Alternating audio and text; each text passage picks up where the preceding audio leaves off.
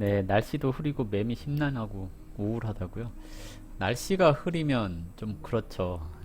이럴 때 우울하다라고 하면 그래도 몸을 열심히 움직이면 우울함이 조금 떨어진다고 하더라고요.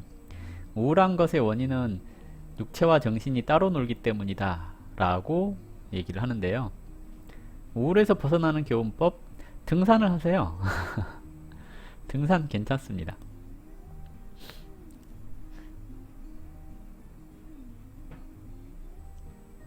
육체적으로 그러니까 정신은 저 멀리 있고 미래를 향해 있고 마음은 육체는 현실에 살고 있기 때문에 현실과 이상 사이에서 계속 괴리감이 생기는 겁니다. 그래서 이제 우울해지기 시작을 하는 거예요. 왜?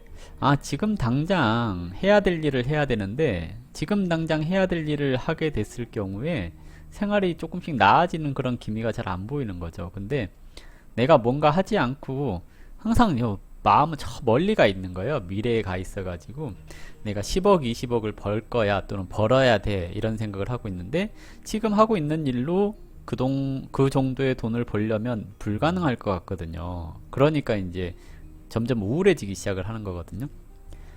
바로 눈앞의 것들만 쳐다보고 있으면 좀 덜 우울하다라고 할 수가 있어요. 우울하면 에너지 소모가 안 되잖아요. 그러면 이제 소화도 잘 안 되고 뭐 먹고 싶지도 않고 뭐 그렇습니다. 그러면 운동을 하는 거예요. 또는 등산을 하는 거예요. 등산을 해서 높은 데서 아래를 한 번씩 내려다 본다거나 또는 등산을 하면 바로 눈앞의 것만 봐야 되잖아요. 내 육체가 힘들구나. 정신이 멀리 가 있지 않고 지금 내 육체의 힘든 거에만 관심을 갖게 되거든요. 그러면 이제 조금씩 나에 대해서 되돌아보게 되는 건데요. 거기에서 조금 더 넓은 세상을 보게 될 때 높은 곳에서 그러면 이제 우울함이 조금 줄어들기도 합니다. 그래서 산으로 가보는 것도 괜찮아요. 등산 같은 거 하시면 우울함에서 조금씩 벗어나고 그렇습니다. 밥맛도 없고 머리가 아픈 게 그런 거예요. 누워만 있다거나 뭐 그랬을 때 뭐 좀 그렇거든요. 활동을 안 하니까 위가 가만히 있잖아요. 소화가 잘 안 되는 거예요. 소화가 안 되니까 에너지 분포가 잘 안 이루어지는 거거든요. 그러면 항상 몸이 힘이 없고 막 의욕이 떨어지고 그렇습니다. 근데 산에 올라가잖아요. 에너지 소모가 굉장히 많이 일어나거든요. 그러니까 이제 육체와 정신도 한 곳을 바라보게 되고 에너지 소모도 많이 늘어나니까 뭐 먹고 싶어지고 그렇거든요. 뭔가를 먹고 에너지가 생성되면서 이제 그 기분이 조금씩 좋아지거든요. 그러니까 우울하다 싶으시면 등산을 한다거나 운동을 한번 해보는 것도 괜찮습니다. 우울함에 대해서 얘기를 드렸는데요. 우리나라 절이 왜 다 산에 있냐면 기도하러 가는 거잖아요. 기도를 하러 가는데 기도의 효과가 좋으려면 본인의 신체적인 반응이 일어나줘야 되거든요. 그래서 우리나라 절들이 다 산중에 있는 이유가 사람들이 일이 잘 안 풀리잖아요. 사람들이 일이 잘 안 풀리면 일단 의욕이 없어요. 의욕이 없으면 뭘 잘 안 먹게 되거든요.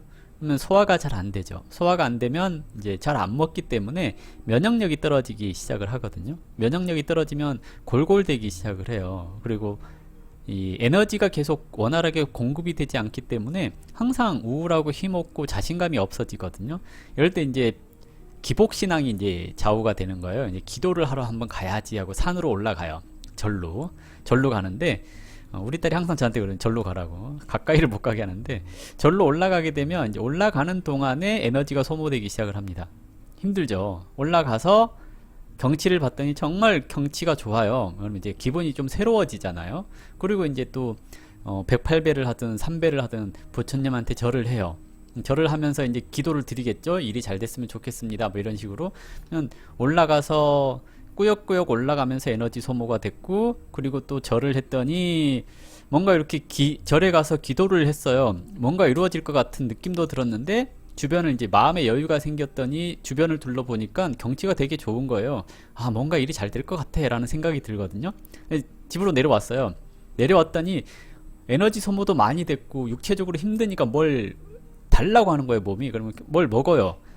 먹으면서 이제 당이 생성되잖아요. 당이 생성되면서 기분이 좋아지기 시작을 합니다. 그러면 아, 내가 절에 가서 기도를 했더니 기분이 좋아지나? 그러면서 이제 여유가 생겼으니까 주변을 돌아보게 됩니다. 그러면 뭔가 막힌 것들에 대해서 내가 생각나지 않았던 막힌 부분에 해결점이 나타나기 시작을 해요. 그래서 그 해결점을 해결하다 보니까 일이 잘 풀리는 겁니다. 그러면 아, 내가 절에 가서 기도를 했으니까 그거의 영향인가? 라는 생각이 들기 시작을 합니다. 그래서 다음에 또 힘들어지면 어떻게 해요? 아, 절에 가서 기도해야지. 이런 생각이 드는 거거든요. 그래서 이게 계속 선순환이 되는 거예요. 아, 힘들다. 산에 올라가서 기도하면 되겠지. 절에 가요. 올라가면 육체적으로 힘드니까 에너지 소모가 이루어져서 뭔가를 보충에 대해서 밥맛이 다시 돌아오게 되는 거죠. 밥을 맛있게 먹고 에너지가 생기니까 또 뭔가 긍정적인 생각이 들기 시작을 하고 아이디어가 떠오르는 겁니다. 이런 식으로 계속 선순환이 돼서 아, 절에 가면 기도가 잘 되는구나 해서 불교가 융성할 수밖에 없는 이유가 된 거죠. 그래서 힘들면 절에 가라는 얘기는 아니고요. 그냥 등산 같은 거 한번 해보세요. 정신과 몸, 그러니까 정신과 육체가 한 방향을 보고 같은 속도로 올라갈 때 또는 같은 속도로 갈 때 우울감이 사라지거든요. 근데 지금 현실을 살면서 너무 멀리 보니까 눈앞에 게 보이지 않는 거거든요. 현실은 시궁창이고 정신은 저기 낙원에 가서 살고 있으니 항상 내가 현실로 다시 돌아올 때마다 힘든 겁니다. 그래서 이제 눈앞의 것들을 보기 위해서 노력하시는 게 좋습니다.